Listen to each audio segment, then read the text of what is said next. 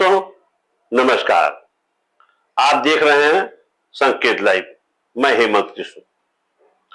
दोस्तों आज हमारे द संकेत लाइव की टीम देश के एक ऐसे नेता, जमीनी नेता और मोहनलालगंज के सांसद आर.के. चौधरी से मिलने पहुंचा। उनका एक साक्षात्कार किया, उनका इंटरव्यू लिया, जिसमें उन्होंने सिंघौल पे पूरी तरीके खुलकर बात की। आपको बताते चले, अभी पिछले दिनों आर.के. चौधरी ने अपने शपथ ग्रहण समारोह के समय सिंघौल का मुद्दा उठाया था और उन्होंने कहा था यह सिंघौल राजतंत्र का प्रतीक है जो लोकसभा में ठीक नहीं लगता है, इसे यहां से हटाया जाना चाहिए और इसकी जगह बाबा साहब भीमराव अंबेडकर की लिखित संविधान को एक बड़े रूप में सिंघौल की जगह स्थापित किया जाना चाहिए। उन्होंने बताया एक समय था जब देश आजाद हुआ था, 15 अगस्त 1947 को दक्षिण भारत के तमाम बाबा लोग, ज्ञानी लोग सिंघौल लाकर के उस वक्त के तत्कालीन वायसराय लॉर्ड माउंटबेटन को दिया था, जिसे उन्होंने सत्ता हस्तांतरण के समय नेहरू जी को दिया था। उनका कहना था कि नेहरू जी ने बाद में वो सिंघौल को लोकसभा में नहीं स्थापित किया, उसे उन्होंने इलाहाबाद के संग्रहालय में रखा दिया, यानी सिंघौल को दफन कर दिया और तब से लेकर आज तक सिंघौल का नामो निशान लोकसभा में नहीं है। वर्तमान में प्रधानमंत्री नरेंद्र मोदी ने फिर राजतंत्र की याद दिला दी और उसी तारतम्य में सिंघौल को पुनः लोकसभा में स्थापित किया।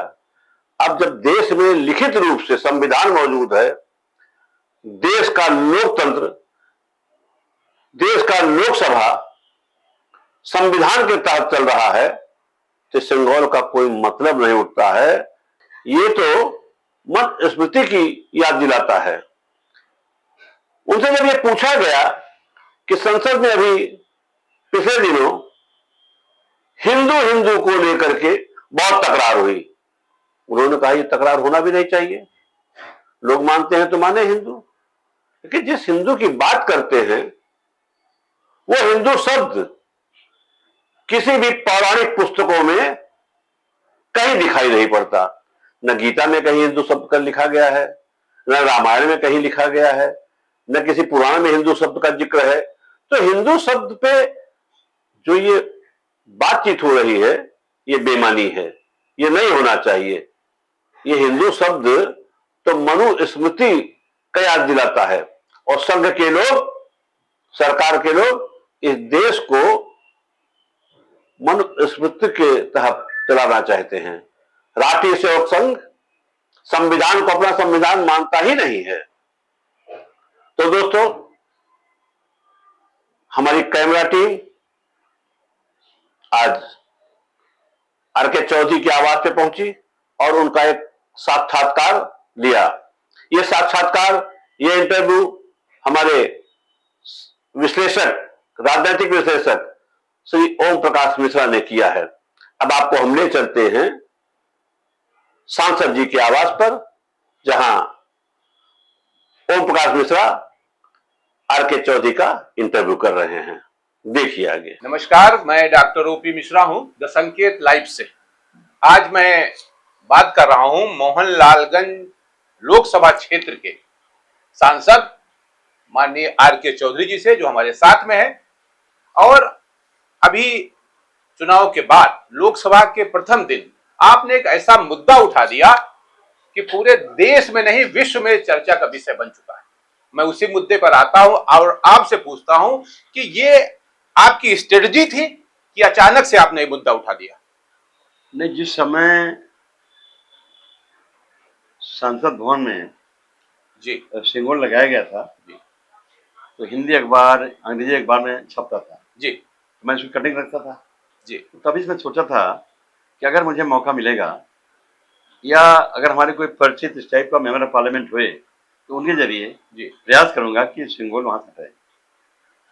मैं तभी दुखी था, तभी मैंने स्टडी किया, मन बनाया था, हमको मौका मिल गया, जी जी मैंने पहल कर दिया। आगे तो इसको हो सकता है बड़ा आंदोलन खड़ा करें, जी, बड़ा मुद्दा क्योंकि बने। ये बड़ा मुद्दा देश का। जी और मैं कोशिश हमारी रहेगी कि संसद भवन से सिंगोल हटे और उसकी जगह पे बाबा साहब अम्बेडकर की बनाई जो संविधान की एक प्रति है, जी विशाल का है, बड़ी, जी वहां पर स्थापित की जाए। संगोल के इतिहास से आप परिचित हैं पूरी तरह से ना? लगभग। उसके कुछ पॉइंट बता देते हैं हमको आप। तो सिंगोल शब्द है जी तमिल का, जी तमिल भाषा शब्द है। जी उसका माने होता है राजदंड। राजधानी, बिल्कुल। राजदंड का देहाती भाषा होता है राजा की छड़ी, हाँ, राजा राजा डंडा। बिल्कुल बिल्कुल। पहले जमाने में जब यहाँ लोकतंत्र नहीं था तो 555 राजा तो हम जानते हैं। जी राजे रजवाड़े राजमहल बैठते थे न्याय करने के लिए। जी जब न्याय करते थे तो मान लीजिए एक पक्ष दाहिने खड़ा हो गया, एक पक्ष बाएं खड़ा हो गया, सुना। तब कोई गाइडलाइन नहीं थी, जी कोई संविधान नहीं था, आईपीसी नहीं थी, सीआरपीसी नहीं था, एविडेंस नहीं था, ना खाता ना वही, राजा साहब जो कहते हैं वही सही। लेकिन जब से देश में संविधान बना तब से गाइडलाइन है, संविधान है, आईपीसी है, सीआरपीसी है, एविडेंस है। तो उस दायरे में फैसला होता है। अब कोई राजा नहीं है, बल्कि देश को चलाने के लिए, प्रशासन चलाने के लिए निश्चित तौर पे संसद भवन है। बिल्कुल। उस संसद भवन में देश के वो लोग जो बालिग हैं, उनका नाम वोटर लिस्ट में है, वो चाहे पुरुष हो, महिला हो, कोई भी हो, उनका एक एक वोट जोड़ के मेंबर ऑफ पार्लियामेंट जीतता है। जी और जिसकी बहुमत होती है सरकार बनती है। इन्हीं पूरे देश में अगर वर्क होता है, प्रशासनिक काम होता है, फैसले ले जाते हैं तो वो बहुमत के आधार पर ले जाते हैं। जिसके एमपी, जिस विचारधारा के एमपी ज्यादा होते हैं, उससे फैसला होता है। तो हमारा मानना है कि अब सिंगोल जमाना नहीं रहा। और जिसने इसको स्टार्ट किया वो कंसेप्ट है तमिलनाडु का। जी चोल समुदाय के एक राजा हुआ करते थे, वो इसी लाइन के थे जो मैंने बताया जी कि राजा खुद थे। हाँ उन्होंने अपने डिक्लेयर कर दिया था कि मैं ही ईश्वर हूं, मैं ही ईश्वर हूं, बायोलॉजिकल नहीं हूं। तो जो जितना अपने को इतना हाईलाइट कर दिया तो लोग मानने में लगे। तो उस समय से तमाम लोग कन्विंस होते थे उनसे।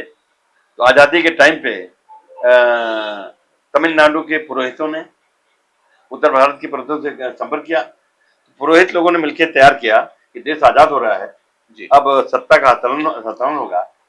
अगर एक सिंबॉलिक तौर पे एक सिंबल दिया जाए जी लॉर्ड माउंटबेटन को, और वो हैंड ओवर कर उसको प्रधानमंत्री को, एक अच्छा मौका रहेगा, ठीक रहेगा। तो सिंगोल तैयार किया गया जी और लॉर्ड माउंटबेटन को दिया गया। उन्होंने सम्मान पंडित जवाहरलाल नेहरू प्रधानमंत्री बने थे, उनको हैंड ओवर कर दिया। जी उस सिंगोल को पंडित जवाहरलाल नेहरू ने सम्मान लिया, फूल पत्ते लगा लिया, आदर साथ ले गए इलाहाबाद के संग्रहालय में स्थापित कर दिया। वहां स्थापित किया, इलाहाबाद संग्रहालय में स्थापित कर दिया। और उसको देहाती बातों का कहा जाए तो उन्होंने एक तरफ दफना दिया।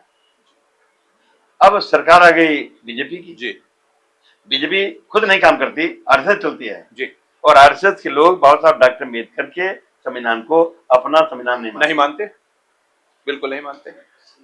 पुरानी जो व्यवस्था देश में संविधान लागू होने पहले मनुस्मृति को ही आज भी संविधान मानते हैं, जो प्रेफर करता है, जो बढ़ाता है ऊंच नीच भेदभाव को। तो निश्चित तौर पर इस सोच के लोग इस देश में होंगे और संविधान देश चलाएंगे, उनके कहने पे पॉलिटिकल पार्टी बनेगी और उनके हाथ में सत्ता होगी तो गवर्नमेंट तो करेंगे, बिल्कुल करेंगे। इसलिए मैंने जैसे मुझे मौका मिला मैंने चिट्ठी लिख डाला जी और शपथ लिया। शपथ लेने के तुरंत बाद मैंने चिट्ठी डाल दिया, सीधे उनको हैंड ओवर कर दिया स्पीकर साहब को, कर, और सीधे माइक पाके कह दिया कि मैंने एक लेटर दिया है, कहीं गुम ना हो जाए, और मैंने उसमें लिखा है कि संसद भवन से स्थापित सिंगोल को हटाया जाए, उसके स्थान पे एक विशाल काय बाबा साहब अम्बेडकर की लिखी जो संविधान की प्रति है स्थापित की जाए। और इस काम को अगर मान लो हाईलाइट तो हो गया जी, लेकिन हो सकता है इसमें आंदोलन करना पड़े। आंदोलन करने में भी, देश को तैयार करने में भी हम पीछे नहीं रहेंगे। ये मुद्दा लोकसभा मोहनलालगंज के सांसद का है, इंडिया गठबंधन का है, या समाजवादी पार्टी का है? नहीं, ये मुद्दा चूंकि मेरे दिमाग में है, जी। मैंने सलाह भी नहीं लिया, और हमारे नेता माननीय अखिलेश यादव ने हमसे जिक्र किया जी। कि अगर बता देते तो मैं जवाब दे सकता था। तो उन्होंने, उनसे पूछा गया, प्रश्न पूछा तो उन्होंने जवाब तो दिया जी, हमारे खिलाफ नहीं दिया, प्रश्न दिया जी, लेकिन उसको अपने हिसाब से दिया है। ठीक है, तो चलो हमसे संतुष्ट है, मैं हमसे संतुष्ट हूँ, ठीक है, कोई और दिक्कत मुझे नहीं। लगता है कि उन्होंने कुछ कहा नहीं आगे क्या करना है, और मैं इंतजार भी करूंगा क्या करना है, और मुझे लगता है कि राष्ट्रीय मुद्दा बनेगा ये, राष्ट्रीय मुद्दा बनेगा। लोकसभा संवाद का स्थान है क्या? जिस तरह वहां हिंदू होने के प्रमाण पत्र बांटे जा रहे हैं, इससे आप कितना सहमत हैं? कौन हिंदू है, कौन नहीं हिंदू है, ये कौन डिसाइड करता है? वैसे हिंदू शब्द, ये सब जितने लोग बैठे हैं ये भी हिंदू हैं? हिंदू शब्द भ्रामक है जी, क्योंकि देश में ऐसा कोई ग्रंथ नहीं है जिस ग्रंथ को लिखा गया हो उसकी हेडिंग हिंदू हो। कोई ग्रंथ बताइए। नहीं, रामायण नहीं, गीता, वेद, पुराण, कहीं अंदर बाहर का हिंदू अर्थ देखा? नहीं। तो जिस ग्रंथ में हिंदू कहीं जिक्र नहीं है वो धर्म चल रहा है, उस ग्रंथ का, उस बिना ग्रंथ बने धर्म चल रहा है। इस मैंने बीजेपी और राष्ट्रीय नेताओं ने भी कहा था कि हिंदू कोई धर्म नहीं है, ये एक हमारी संस्कृति है। संस्कृति।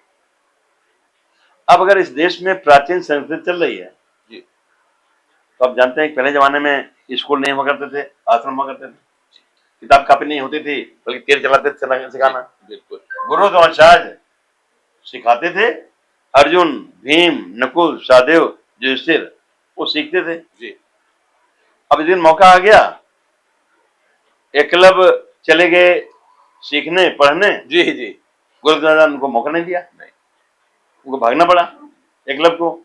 फिर भी अपने योग्यता, काबिलियत, प्रैक्टिस से वो काबिल हो गए। एक दिन गुरुजी फंस गए तो अर्जुन का तीर नहीं चल पाया, लेकिन बिना आदेश के एकलव्य तीर चल गया और गुरुजी का पैर निकल आया। तो काबिल कौन हुआ? एकलव्य। फेल कौन हुआ? अर्जुन। लेकिन एकलव्य का अंगूठा कटवा लेना, वो समझे कि अर्जुन आगे चला जाएगा, और इसीलिए दबी जमान आज नारा लग रहा है जगह जगह कि एकलव्य हम शर्मिंदा हैं क्योंकि द्रोणाचार्य अभी तक जिंदा। ऐसा नया नहीं कि द्रोणाचार्य इस देश में काम कर है, बिल्कुल है, ये देश सबका है।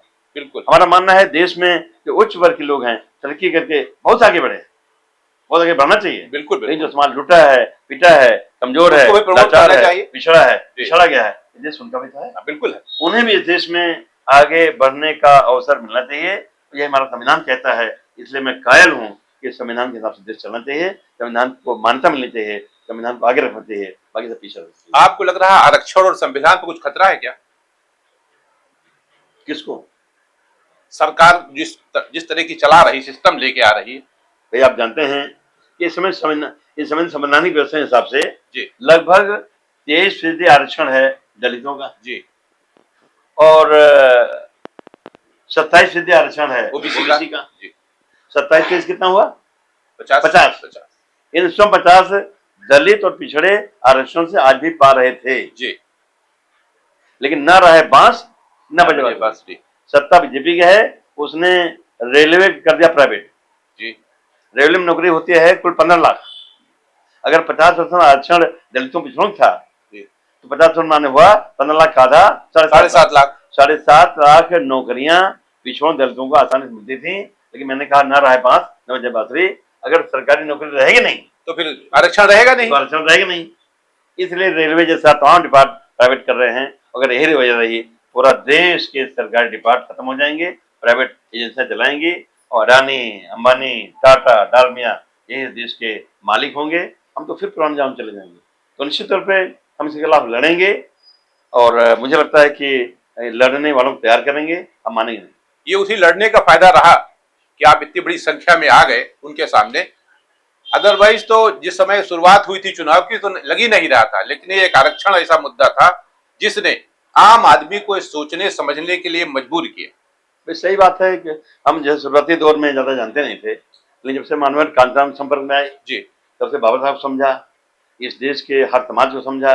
मैंने बार बार कहा कि भाई उच्च वर्ग लोग आगे बढ़े, लेकिन इस देश का हर जाति हर धर्म व्यक्ति आगे बढ़ के बराबरी और इंसानियत जिंदगी जीने का मौका पाने लगे। अगर ये हो जाएगा तो हमारा देश दुनिया में अन्य देशों में सबसे मजबूत हो जाएगा। अब एज मोहनलालगंज सांसद की हैसियत पे आपकी प्राथमिकताएं क्या हैं? देखिए, मैं लंबे टाइम से काम कर रहा था मोहनलाल जी, में। बिल्कुल। और 4 बार जीता हूँ बिल्कुल बतौर एमएलए। लेकिन 2001 में मायावती ने हमको पार्टी निकाल दिया जी। तो हमने क्या देखा कि हमारे यहाँ मिलने में भीड़ बढ़ जाती है जी। देश में कोई निकाला गया पार्टी से तो उसके यहाँ खास लोग आना बंद कर दिया और हमारे यहाँ भीड़ बढ़ गई। जब आदेश सुनना निकालेगा तो लौट के अपने दफ्तर गया तो देखा हमारे पास कुल 15-20 लोग पहले थे, ये 200-250 हो गए तो आधे घंटे अंदर। और उसके बाद फिर तो सिलसिला शुरू हुआ मिलने वालों का। तो मैंने तय किया कि यार इनके बलबूते निश्चित तौर में कुछ करना चाहिए और मैंने एक संगठन बनाया बीएसपुर, लड़ गया, जीते। जीतने के बाद लोगों ने नारा लगा दिया, बिजली पानी नहीं, जीतने के बाद नहीं, इलेक्शन टाइम में नारा लगा दिया कि बिजली पानी सड़क अधूरी आरके चौधरी करेंगे पूरी। अब मैं जीत गया इस नारे से। जब जीत गया मैंने पूरा ध्यान दिया। मैंने विधायक जानते हैं कि बिजली भी पानी भी सड़क भी वहाँ निश्चित तौर जितना विधायक निधि पैसा था या मंत्री बनने के बाद जो हमारे पास ताकत थी पूरा लगा दिया, लोग संतुष्ट है।